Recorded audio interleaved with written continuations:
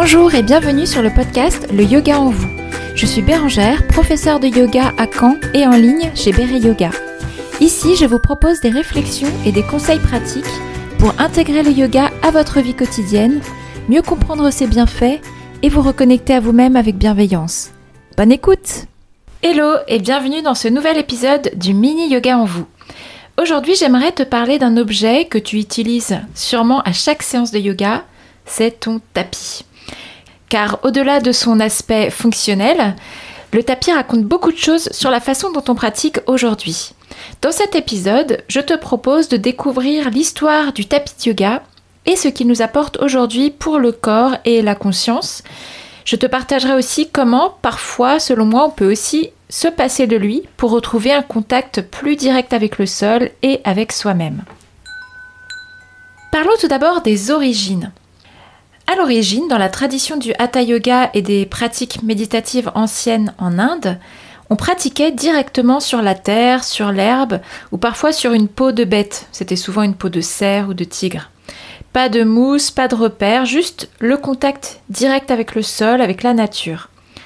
Le support, s'il y en avait un, il servait surtout à isoler le corps du froid et de l'humidité du sol et à offrir un peu plus de confort pour rester assis longtemps ou méditer. Et puis, à partir de la fin du 19e siècle, le yoga voyageait vers l'Occident. Et là, les conditions ont changé. Les sols étaient durs, les gens pratiquaient sur des planchers, sur peut-être du sol de béton, des sols en tout cas de gymnase et de studio. Et la pratique aussi est devenue plus physique. Les postures ont pris plus de place, elles demandaient plus d'appui et il fallait un support plus stable et plus confortable. Donc au début, les premiers pratiquants occidentaux ont improvisé. Ils ont utilisé des serviettes, des couvertures, des tapis en coton. Mais tout ça glissait, ça manquait d'adhérence et de sécurité. C'est dans les années 80 que tout a changé. Une professeure anglaise, Angela Farmer, enseignait alors le yoga en Allemagne. Pour éviter de glisser, elle a eu une idée ingénieuse. Elle a pensé à utiliser une sous-couche de tapis. Et donc cette sous-couche de tapis était découpée à la taille d'une serviette. De retour à Londres, elle raconte tout ça à son père, Richard Farmer, qui contacte le fabricant allemand donc de ces sous-couches. Et ce fabricant devient le premier revendeur de ce nouveau support. Et peu après, une entreprise américaine qui s'appelle Hugger Mugger Yoga Products s'en inspire et crée un tapis plus solide et plus durable, le tapis qui s'appelle Tapas. C'est vraiment ce tapis qui est le premier conçu spécialement pour le yoga. Donc le tapis tel qu'on le connaît aujourd'hui, c'est une invention récente qui est née d'un besoin très concret, rendre la pratique plus confortable, plus stable et plus sûre sur nos sols modernes. Aujourd'hui, le tapis se décline en plastique, en caoutchouc, en liège, en toile de jute et ça offre un compromis entre confort, adhérence, écologie et poids. Alors dans mes recherches aussi pour cet épisode, j'ai lu que certains parlaient du tapis de yoga comme le symbole le plus omniprésent de la commercialisation du yoga. On va voir maintenant le rôle du tapis aujourd'hui. Donc aujourd'hui, le tapis fait complètement partie de notre pratique. C'est un peu notre petit territoire. On déroule notre tapis et tout de suite notre corps et notre esprit savent que c'est le moment de pratiquer. C'est un repère, un espace sacré, une frontière symbolique entre le quotidien et la pratique de yoga. Mais au-delà de ça, il a aussi un vrai rôle physique. Il permet donc de ne pas glisser, d'amortir les appuis, de protéger les articulations et de rendre la pratique plus stable. Donc, quand tu poses tes mains ou tes pieds sur le tapis, tu sens tout de suite la différence avec le sol. Le tapis crée une adhérence, un ancrage et donc une sécurité. Et quand on se sent en sécurité, forcément le corps peut se relâcher, le souffle devient plus fluide et la pratique plus libre.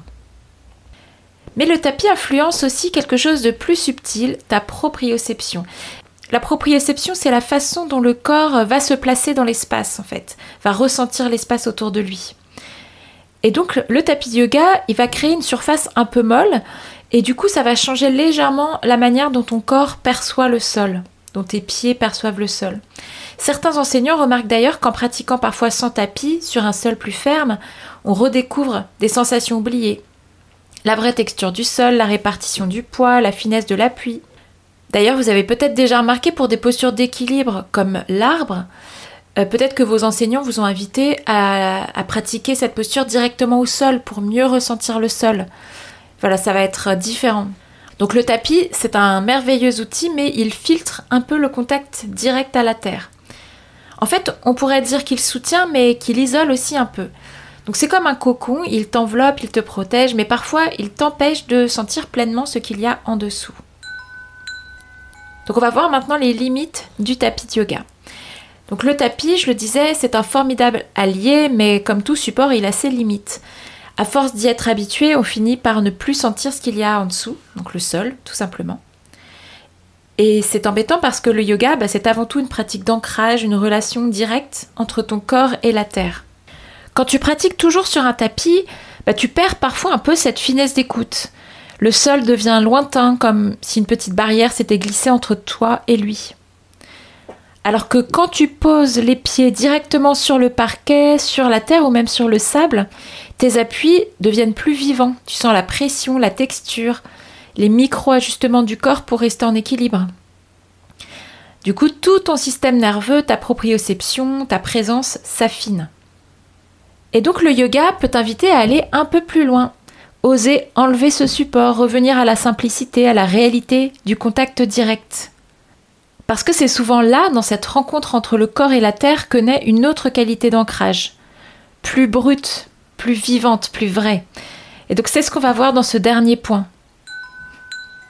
Le tapis, il nous offre un cadre, une structure, un espace rassurant où tout semble à sa place. Mais le yoga, c'est aussi apprendre à trouver la stabilité à l'intérieur, pas seulement sur un support extérieur. Et pourquoi pas de temps en temps essayer de retirer le tapis pour ressentir à nouveau le sol directement, pour sentir la rugosité, la chaleur, la fraîcheur, la texture du monde sous tes pieds.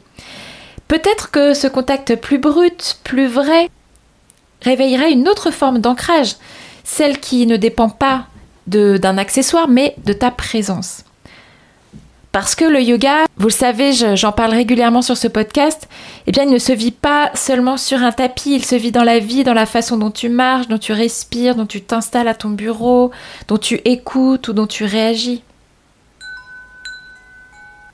Donc pour terminer, je voudrais te dire que le tapis, c'est un terrain d'entraînement.